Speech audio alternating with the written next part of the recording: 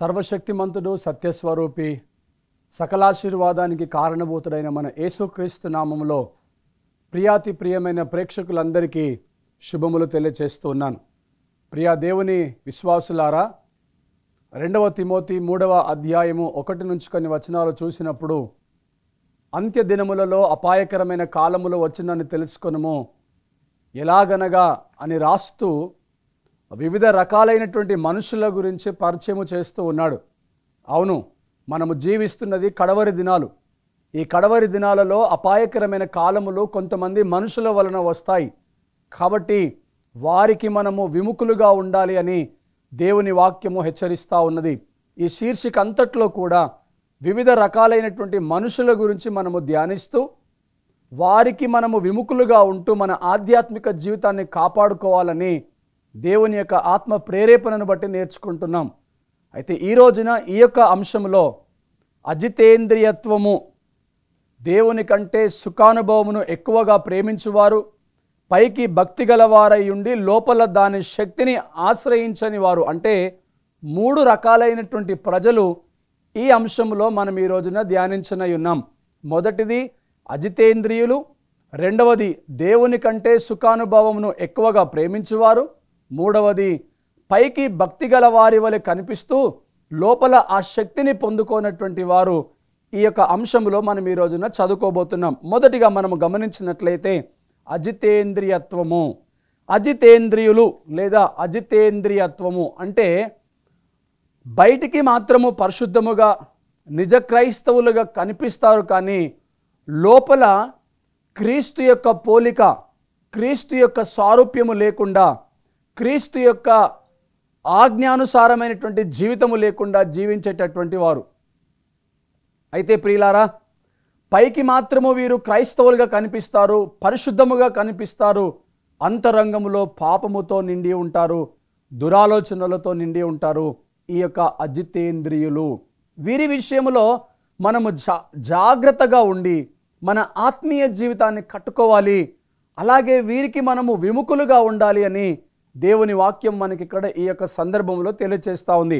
మనం గమనించినట్లయితే మత్తయి సువార్త 23వ అధ్యాయము 25వ వచనములో చూస్తే, 23వ అధ్యాయము 25వ వచనము, అయ్యో వేషధారులైన శాస్త్రులారా, పరిసయ్యులారా, మీరు గిన్నెయు పల్లెమును వెలపట శుద్ధి చేయుదురు గాని అవి లోపల దోపుతోనూ అజితేంద్రియత్వముతోనూ నిండి ఉన్నవి. గమనిస్తున్నారా? పరిసయ్యులు, శాస్త్రులు వేషధారులుగా ఉన్నారు.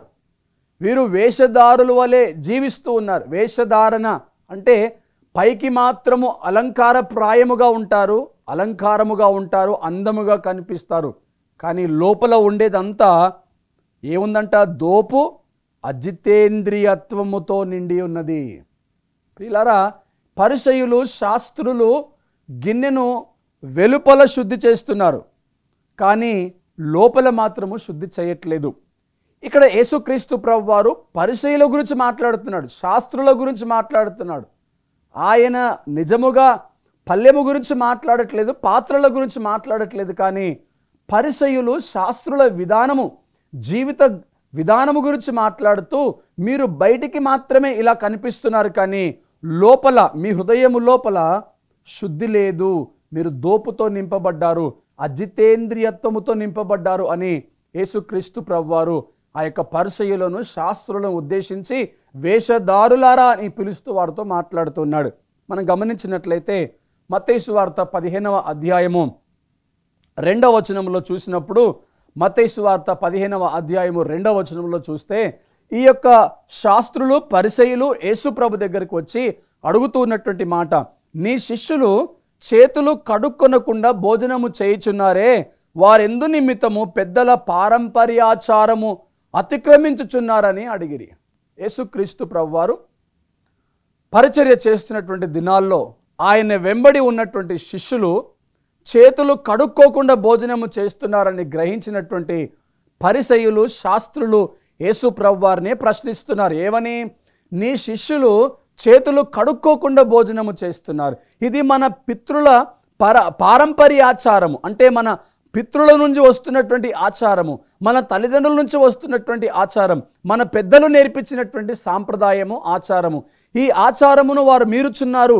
ఇదేనా మీరు మీ శిష్యులకు నేర్పిస్తుంది? ఇదేనా మీరు బోధిస్తుంది? వారు చేతులు కడుక్కోవట్లేదు, అపరిశుభ్రంగా ఉంటున్నారు, అపరిశుభ్రముతోనే వారు భోజనం చేస్తున్నారు అన్నప్పుడు ఈ కింది వచనాల్లో యేసుప్రభు వారు వారితో మాట్లాడతాడు.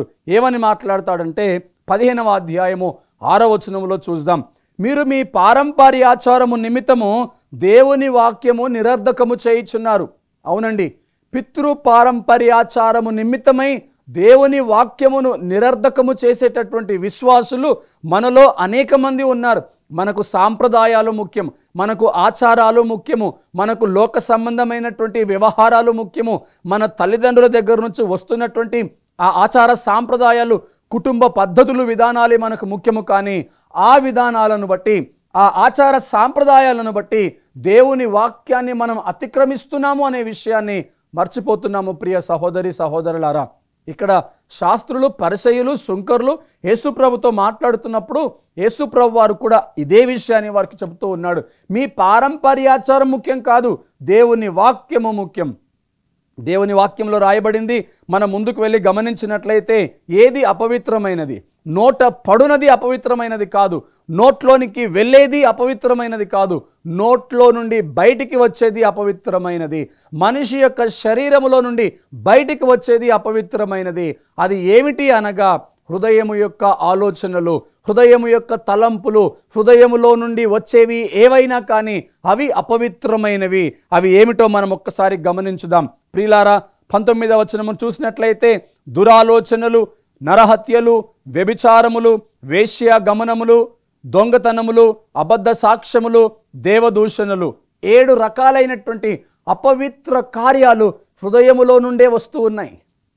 అందుకని ప్రియులారా, యేసుప్రభు వారు అంటున్నారు కదా, చేతులు కడుక్కోకుండా భోజనము చేసినంత మాత్రాన అపవిత్రులు అవ్వరు. కానీ హృదయములో నుండి వచ్చేటటువంటి ఈ 7 క్రియలు ఏవైతే ఉన్నాయో, అంటే దురాలోచనలే కానీ, నరహత్యలే కానీ, వ్యభిచారములే కానీ, వేశ్య గమనములే కానీ, దొంగతనములే కానీ, అబద్ధ సాక్ష్యములే కానీ, దేవదూషణలు, ఈ 7 రకాలైనటువంటి క్రియలు హృదయములో నుండి వస్తాయి, హృదయ ఆలోచనల్లో నుండి వస్తాయి. ఇవి మనుషుని అపవిత్రపరుస్తాయి. అంతేకాని చేతులు కడుక్కోవటం వలన, కడుక్కోకపోవటం వలన కాదు అని యేసుప్రభు వారు ఆత్మ సంబంధమైనటువంటి హెచ్చరిక చేస్తూ ఉన్నాడు. వాస్తవానికి పరిసయ్యులు, శాస్త్రులు, సుంకరులు వెలుపల శుద్ధి చేసుకునే రకమైనటువంటి వారు కారు. వారు ధర్మశాస్త్రాన్ని పాటిస్తున్నప్పటికీ, అవలంబిస్తున్నప్పటికీ, వారు దానిని బోధిస్తున్నప్పటికీ అంతరంగములో, అంతరంగపూర్వకముగా వారు దానిని గైకొనేవారు కాదు. బోధించేవారు, ప్రకటించేవారు, చూయించేవారు, వేషధారుల వలె జీవించేటటువంటి వారు.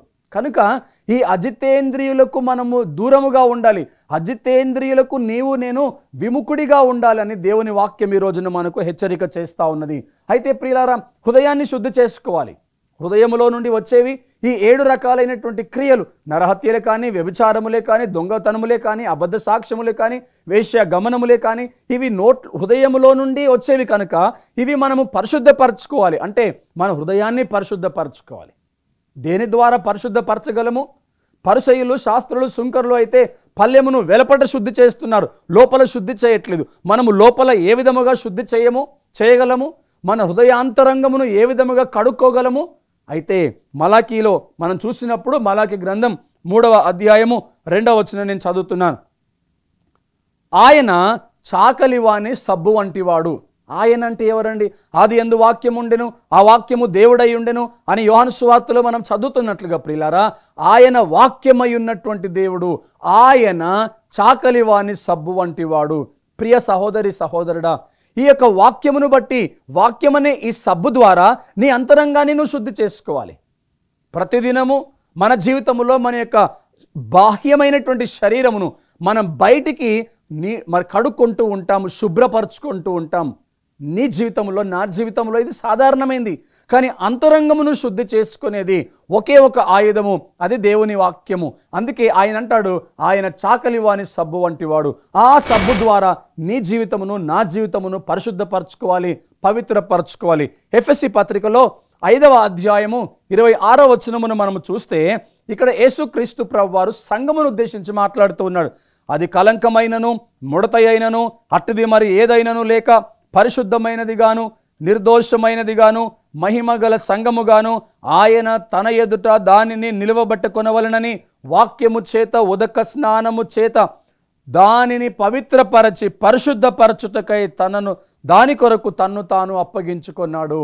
ప్రియులారా, మనల్ని పరిశుద్ధపరచటానికి, వాక్యము చేత మనల్ని ఉదక స్నానము చేయటానికి, మనము ఆయన రెండవసారి ఈ లోకానికి వచ్చినప్పుడు పరిశుద్ధపరచబడినటువంటి వధువు సంఘముగా, ఆ అలంకరింపబడినటువంటి పెళ్లి కూతురుగా ఆయన ముందు నిలవబడటానికై ఆయన వాక్యము చేత మనలను ఉదక స్నానము చేయటానికి తనను తానే అప్పగించుకున్నాడు. ప్రియులారా, కాబట్టి నీవు పరిశుద్ధపరచబడి హృదయాంతరంగములో నుండి పరిశుద్ధపరచబడి దేవుని యొక్క సన్నిధిలో నువ్వు దేవుడి యొక్క రాకడ కొరకు ఎదురు చూస్తున్న వాడివి గనుక ఆయన వచ్చినప్పుడు పవిత్రమైనటువంటి పరిశుద్ధమైనటువంటి వధువు సంఘముగా, అలంకరింపబడిన వధువు సంఘముగా ఆయన ఎదుట నిలవబడాలని ఆయన నిన్ను నన్ను వాక్యము చేత ఉదక స్నానము చేశాడు గనుక ప్రియ దేవుని సంఘమా, అంతరంగాన్ని పరిశుద్ధపరచుకోవాలి.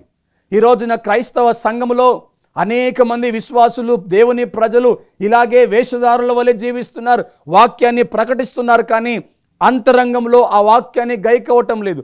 వాక్యాన్ని వింటున్నారు కానీ అంతరంగంలో ఆ వాక్యానుసారమైనటువంటి జీవితాన్ని జీవించట్లేరు. వాక్యాన్ని పాటిస్తున్నామని అనుకునే భ్రమలో ఉన్నారు కానీ ఆ వాక్యానుసారమైనటువంటి జీవితమును జీవించట్లేదు. మనకు తెలియకుండానే మన జీవితంలో అజితేంద్రియత్వము ఉన్నదేమో గమనించాలి, గ్రహించాలి. దేవుడు హెచ్చరిస్తూ ఉండగా మనం ఆ యొక్క హెచ్చరికను పొందుకోవాలి. ప్రియులారా, అలాగే అజితేంద్రియులకు మనము విముఖులుగా జీవించాలని దేవుని వాక్యము సెలవిస్తూ ఉన్నది. అంత మాత్రమే కాదు, హెబ్రీ పత్రిక 4వ అధ్యాయం 12వ వచనంలో చూసినప్పుడు దేవుని వాక్యము సజీవమై బలము గలదై రెండంచెలు గల ఎటువంటి ఖడ్గము కంటెను వాడిగా ఉండి ప్రాణాత్మలను కీళ్లను మూలుగులను విభజించినంత మట్టుకు దూరుచు హృదయము యొక్క తలంపులను ఆలోచనలను శోధించుచున్నది. దేవుని వాక్యము ఖడ్గం అండి, రెండంచులు గల ఖడ్గం. ఆ ఖడ్గం అనే వాక్యము హృదయంలోనికి దూరుకొని వెళ్ళిపోవాలి. చాలామంది ఈ రోజున వాక్యాన్ని వింటున్నప్పుడు, వాక్యము హెచ్చరిస్తున్నప్పుడు, వాక్యము వారిని సరిచేయడానికి ప్రయత్నిస్తున్నప్పుడు ఆ వాక్యాన్ని అంగీకరించడానికి స్వీకరించట్లేదు, సిద్ధపడట్లేదు, ఆ వాక్యాన్ని స్వీకరించట్లేదు. ప్రియులారా, ఈ వాక్యం అనే ఖడ్గము హృదయాంతరంగంలోనికి దూసుకొని వెళ్ళినప్పుడు అది రెండంచెలు గల ఖడ్గము కాబట్టి హృదయం యొక్క తలంపులను ఆలోచనలను శోధిస్తుంది.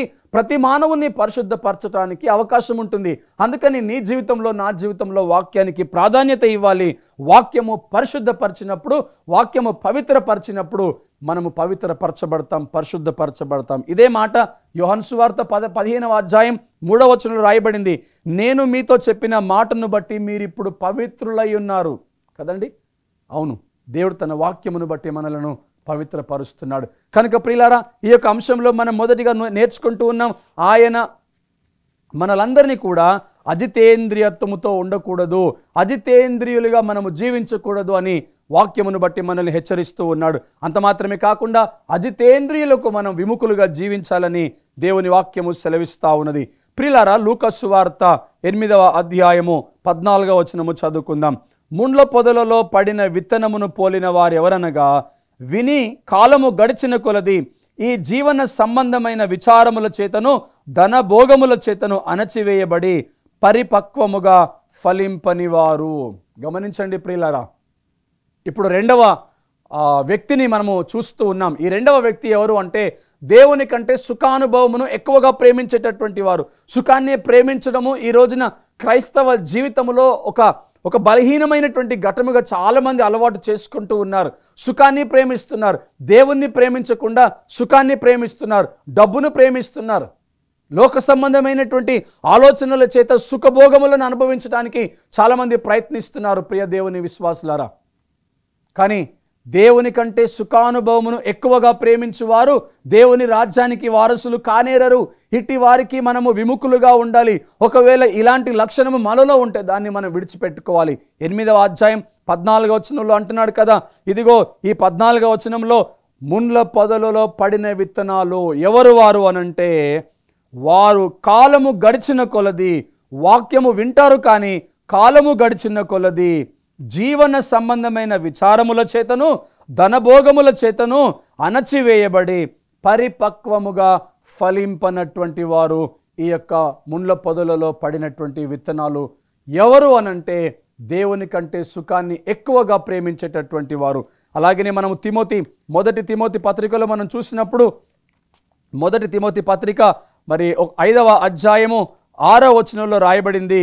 ఇక్కడ మరి దేవుని కంటే సుఖానుభవమును ప్రేమించేటటువంటి వారు ఏ విధంగా జీవిస్తారో మనం సుఖభోగములయందు ప్రవర్తించున్నది బ్రతికిచుండియు చచ్చినదయ్యుండును. సుఖభోగముల నిమిత్తమే ఎవరైతే బ్రతుకుతారో వారు బ్రతికే ఉంటారు, కానీ వారు చచ్చిన వారై ఉన్నారు.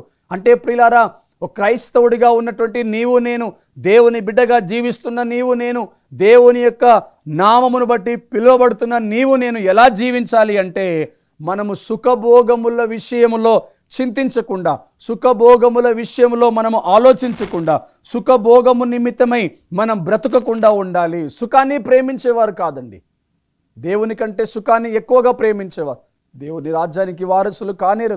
అలాగనే హెబ్రీ పత్రిక 11వ అధ్యాయం ఇదే 2వ రకమైనటువంటి వ్యక్తి, మరి దేవుని కంటే సుఖానుభవమును ఎక్కువగా ప్రేమించేటటువంటి ఈ వ్యక్తి 11వ అధ్యాయం 25వ వచనంలో రాయబడినప్పుడు మనం ఇక్కడ మోషే గురించి ధ్యానం చేస్తున్నాం. ఇక్కడ దేవుని కంటే సుఖానుభవమును ఎక్కువగా ప్రేమించేవారు చాలామంది కనిపిస్తుంటారు. కానీ హెబ్రీ పత్రిక 11వ అధ్యాయము 25వ వచనంలో చూస్తే మోషే పెరిగి పెద్దవాడైనప్పుడు ఐగుప్తులో ఉన్న ధనము కంటే క్రీస్తు విషయమైన నింద గొప్ప భాగ్యమని ఎంచుకున్నాడు. అలాగనే అంత మాత్రమే కాదు, అల్పకాల పాపభోగములు అనుభవించుట కంటే దేవుని ప్రజలతో శ్రమ అనుభవించుట మేలని భావించాడు మోషే. ఎంతమంది ఈ రోజున దేవుని సేవ నిమిత్తమై కష్టాలు అనుభవించాలి, శ్రమలు అనుభవించాలని సిద్ధపడుతున్నారు. ఇక్కడ మోషే ఒక మంచి నిర్ణయం తీసుకుంటున్నాడు. సుఖభోగముల విషయములో ఆయన చింతించట్లేదు, ఆలోచించట్లేదు. క్రీస్తు విషయమైన నింద గొప్ప భాగ్యమని ఎంచుకున్నాడు. ఈ కార్యక్రమాన్ని వీక్షిస్తున్న ప్రియ సహోదరి సహోదరుడా, మోషే వలె ఒక మంచి నిర్ణయం తీసుకోవటానికి, దేవుని పరిచర్య జరిగించడానికి, దేవుని సేవలో పాలిభాగస్తుడిగా ఉండటానికి, దేవుని విషయమై శ్రమ అనుభవించటానికి, నీ సుఖభోగములు ప్రక్కన పెట్టి దేవుని కోసమై ఒక అడుగు ముందుకు వేయటానికి నువ్వు సంసిద్ధుడిగా ఉన్నావా? అయితే నువ్వు సుఖాన్ని ప్రేమించట్లేదు. ఒకవేళ కాదు, నాకు సర్వస్వం ఉన్నది, నాకు సకల ఆశీర్వాదాలు ఉన్నాయి, సర్వ సమృద్ధి నాకు ఉన్నది, నేను సుఖపడతాను, సంతోషిస్తాను, గత కార్యక్రమాలు మనం నేర్చుకున్నాం, నా ప్రాణమ తినుము త్రాగుము సుఖించుము అన్నట్లుగా నువ్వు జీవిస్తున్నావేమో గమనించు. నువ్వు దేవుని కంటే సుఖానుభవమును ఎక్కువగా ప్రేమించేటటువంటి వ్యక్తివి. అయితే అజితేంద్రియత్వము దేవుని కంటే సుఖానుభవమును ఎక్కువగా ప్రేమించటం అనేది అది ఏమాత్రం కూడా సరికాదు అని దేవుని యొక్క వాక్యము సెలవిస్తూ ఉంది. ఇలాంటి వారు దేవుని రాజ్యానికి వారసులు కానేరరు, ఇలాంటి వారు దేవుని చిత్తాన్ని జరిగించరు, ఇలాంటి వారు పరలోక రాజ్యాన్ని స్వతంత్రించుకోరు. 3వ రకమైనటువంటి వ్యక్తి మత్తయి సువార్త 7వ అధ్యాయము 15వ వచనమును మనం చదువుకుందాం. మత్తయి సువార్త 7వ అధ్యాయము 15వ వచనము. అబద్ధ ప్రవక్తలను గూర్చి జాగ్రత్త పడుడి, వారు గొర్రెల చర్మమును వేసుకొని మీ యొద్దకు వత్తురు గాని లోపల వారు క్రూరమైన తోడేళ్ళు. అంటే ఈ వాక్యంలో మనం గమనించినప్పుడు వీరు భక్తిపరులుగా కనిపిస్తున్నారు. అంటే బయటికి భక్తిపరులుగా కనిపిస్తున్నారు, లోపల అంతరంగంలో భయంకరమైనటువంటి ఆలోచనల చేత వారు నింపబడ్డారు. క్రూరమైనటువంటి తోడేళ్ల వరే వారు ప్రవర్తిస్తూ ఉన్నారు. ప్రియులారా, ఈ చివరి దినాల్లో, కడవరి దినాల్లో అబద్ధ ప్రవక్తలు అనేకులు వస్తూ ఉన్నారు, అబద్ధ క్రైస్తవులు అనేకులు వస్తూ ఉన్నారు. వాక్యానికి విరోధమైనటువంటి పద్ధతులు సంఘాల్లోనికి వస్తూ ఉన్నాయి. దేవుని వాక్యం సెలవిస్తుంది, పైకి భక్తి గల వారై ఉండి లోపల దాని శక్తిని ఆశ్రయించని వారు. ఇదే మాటను మనము 15వ అధ్యాయం మత్తయి సువార్తలో చూసినప్పుడు, ఈ ప్రజలు పెదవులతో నన్ను గణపరచుదురు గాని వారి హృదయము నాకు దూరముగా ఉన్నది. దేవుని మందిరానికి వస్తున్న ప్రియ క్రైస్తవ సంగమా, నీ హృదయం ఎక్కడ ఉన్నది? నీ ఆలోచనలు ఎక్కడ ఉన్నాయి? నువ్వు దేవుని మందిరంలోనే కూర్చున్నావు, నువ్వు దేవుని సన్నిధిలో కనబడుతున్నావు, కానీ నీ హృదయ తలంపులు లోక సంబంధమైనటువంటి ఆలోచనల మీద ఉన్నాయి. నీవు హృదయపూర్వకముగా హృదయానుసారముగా ఆత్మసత్యముతో ఆత్మస్వరూపి అయిన దేవుని నువ్వు ఆరాధించలేకపోతున్నావు. నీవు లోక సంబంధమైనటువంటి ఆలోచనలతో జీవిస్తున్నావు. పైకి మాత్రము భక్తిపరుడు వలె కనిపిస్తున్నావు. పైకి మాత్రము దేవుని సన్నిధిలో ప్రార్థనాపరుడిగా కనిపిస్తున్నావు. వాక్యానుసారంగా జీవించే ఒక భక్తిపరుడుగా కనిపిస్తున్నావు. కానీ నీ హృదయము యొక్క తలంపులు లోక సంబంధమైనటువంటి జీవిత విధానము మీద పెడుతూ ఉన్నావు.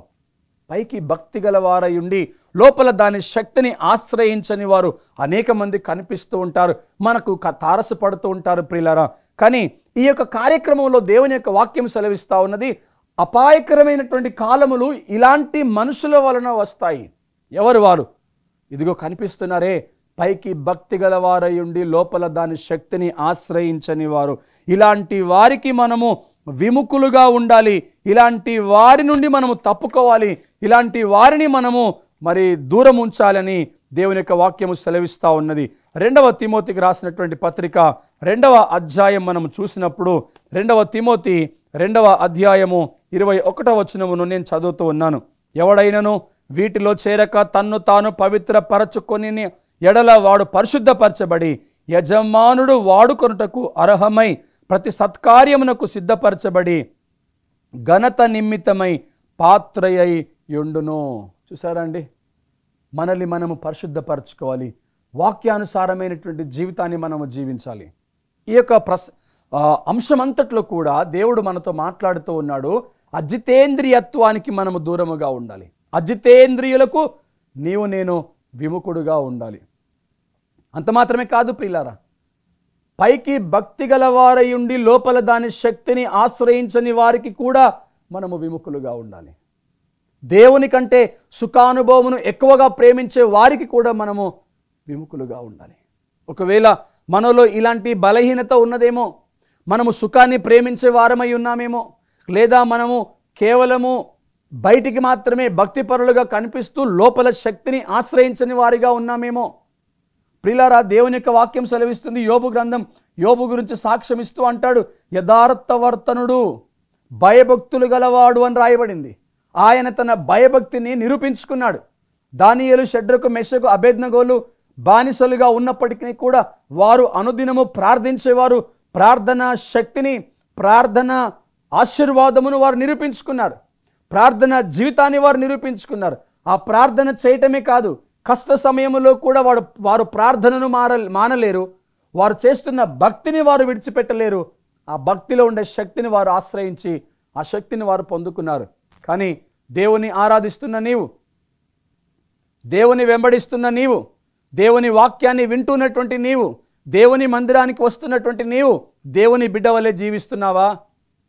ప్రియులారా, ఇలాంటి 3 రకాలైనటువంటి ఆలోచనలు కలిగిన మనుషులు, ఇలాంటి 3 రకాలైనటువంటి ఆలోచన కలిగినటువంటి మనుషుల వలన మనకు ప్రమాదము, సంఘానికి ప్రమాదము, ఆత్మీయ జీవితానికి ప్రమాదము. వీరు ఆత్మీయులు కానేరరు, వీరి వలన ఆత్మీయులకు ప్రమాదం వాటిల్లుతుంది. కాబట్టి కడవరి దినాల్లో జీవిస్తున్న నీకు నాకు దేవుని హెచ్చరిక, ఇలాంటి వారికి మీరు విముఖులుగా ఉండండి. ఎందుకు అంటే లోపల శుద్ధి చేసుకోకుండా బయటికి మాత్రమే భక్తిపరులుగా కనిపిస్తూ సుఖాన్ని ప్రేమిస్తూ హృదయపూర్వకముగా దేవుని ఆరాధించకుండా నామకార్థముగా భక్తి చేస్తూ నామకార్థముగా క్రైస్తవులుగా ఉంటూ ఉండటం వలన ఏమాత్రము ప్రయోజనము కాదు దేవుని బిడ్డలారా. అందుకనే బహుభయంకరమైనటువంటి అపాయకరమైన కాలములు వీరి వలననే రానుండగా వీరికి మనం విముఖులుగా ఉందాం. మన జీవితాన్ని మనం దేవునికి సమర్పించుకుందాం. దేవుని వాక్యముని బట్టి పరిశుద్ధపరచుకుందాం. కళ్ళు మూసుకుంటారా? ప్రార్థన చేసుకొని దేవుని ఆశీర్వాదాలు పొందుకుందాం. ప్రియ పరలోకపు తండ్రి, మహోన్నతుడైన దేవా, మీకే వందనాలు స్తోత్రాలు చెల్లిస్తున్నాం ప్రభువా.